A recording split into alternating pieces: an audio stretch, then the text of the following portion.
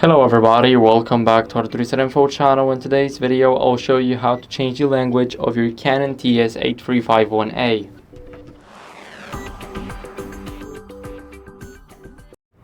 So first, what you guys want to do is go over to the settings.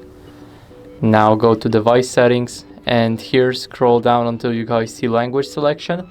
Now here you guys can choose your language. So I'll, for example, select Polish. Now let's click yes. And as you guys can see, the language is already changed. So now after I go back, I can change it to the English. Now let's click OK. And here it'll set it the following. Now we have our English back. So that's it. I hope this video helped you. And if it did, then leave a like, sub, and a comment. And I'll see you in the next video.